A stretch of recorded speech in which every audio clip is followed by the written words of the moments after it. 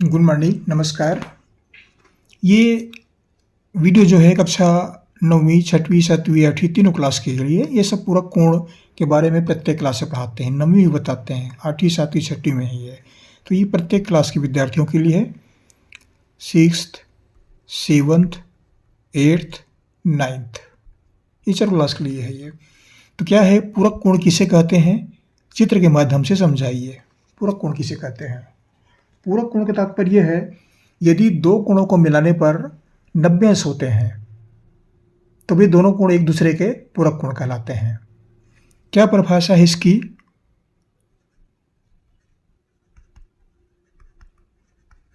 इसकी परिभाषा है जब दो कोणों का योग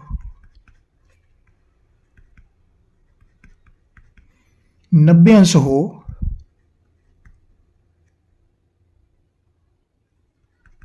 तब प्रत्येक कोण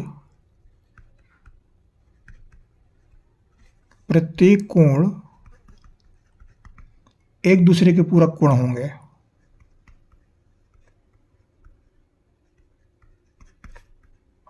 एक दूसरे के पूरक कोण होंगे, ये इसकी परिभाषा है। ये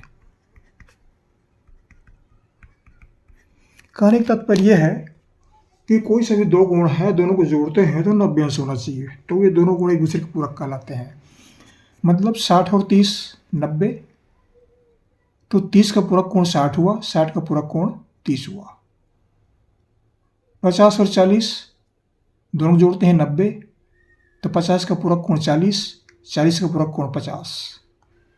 20 और 70 दोनों जोड़ते हैं तो 70 का पूरक कोण 20, 20 का पूरक कोण 70।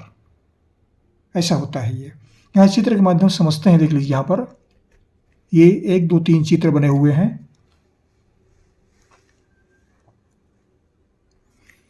ये चित्र के माध्यम पहले आते हैं, इसको हम नामकरण कर देते हैं O A B C। O A B और C, O A B और C, ये 3 चित्र हमने लिया है। तीनों चित्र में देखिए, ये 20 और 70 दोनों को मिलाकर के 90 होते हैं, तो 20 का पूरक कोण 70 है, 70 का पूरक कोण 20। ऐसा पढ़ते हैं इसको।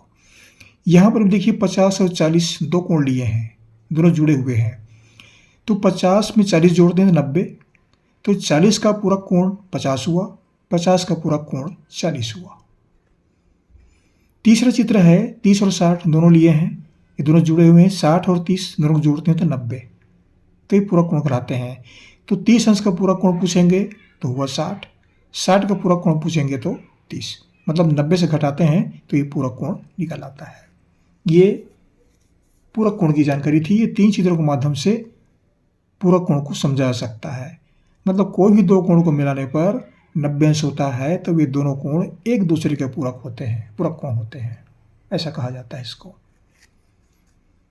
ये हुई पूरक कोण के संबंध में। अब संपूरक कोण की जानकारी लेते हैं। संपूरक कोण किसे कहते हैं, चित्रांकित कीजिए। संपूरक कोण मतलब अगर दो कोणों को मिलाने पर 180 अंश होते हैं, पूरक कोण में 90 अंश, यहाँ पर दो कोणों को मिलाने पर 180 अंश होते हैं, तो वे एक दूसरे के संपूरक कोण कहे जाते हैं। इसकी परिभाषा हम लिख देते हैं।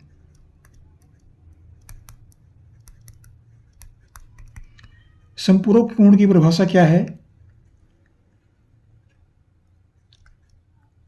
यदि दो कोणों का योग 180 अंश हो तो प्रत्येक कोण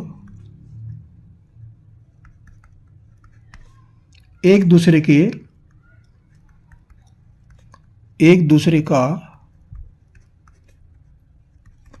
संपूरक कोण है।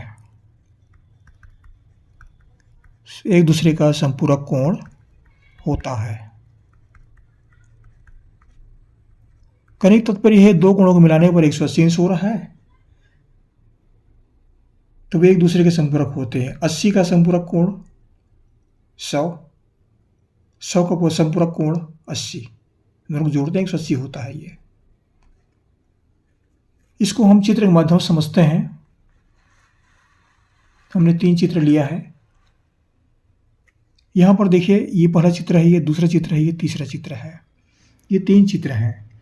यहाँ पर देखिए, इन दोनों को मिलाने पर 180 अंश होता है। ये सरल रेखा है, ये रैखिक युग्म कहलाता है। ये सरल रेखा है ये, तो सरल रेखा जो है 180 अंश का होता है। इन दोनों को जोड़ेंगे 1 और 2 को, तो ये 180 अंश होगा। यहाँ पर भी इसका हम नामकरण कर देते हैं A B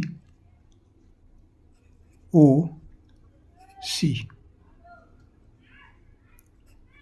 A O B और सी, ए ओ बी और सी।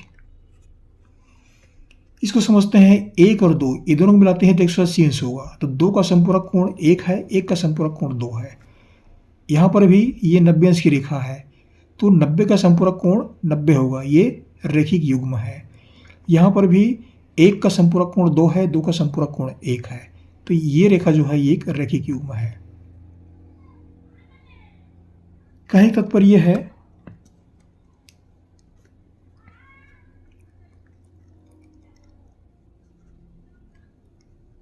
पचास अंश का संपूरक कोण, 50 अंश का संपूरक कोण कितना होगा? 130 अंश। 130 और 50 को जोड़ दें तो 180 होता है। तो 50 अंश का संपूरक कोण 130 हुआ। 130 अंश का संपूरक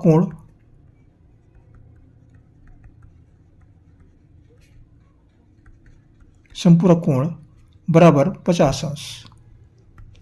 50 का 130, 130 का 150, इस तरह से प्रत्येक कोण में होता है ये। आशा करता हूँ विद्यार्थियों को ये वीडियो लाभप्रद होगा। आप जहाँ से पढ़ रहे हैं कमेंट्स भी कीजिए कि आप कहाँ से पढ़ रहे हैं। हमारे चैनल को सब्सक्राइब अवश्य कर दीजिएगा, एक ही बार करना पड़ता है। आपको हमारे से बहुत बहुत शुभकामनाएं। पढ़ते रहिए, अगले वीडियो में फिर मुलाकात होगी। Thank you.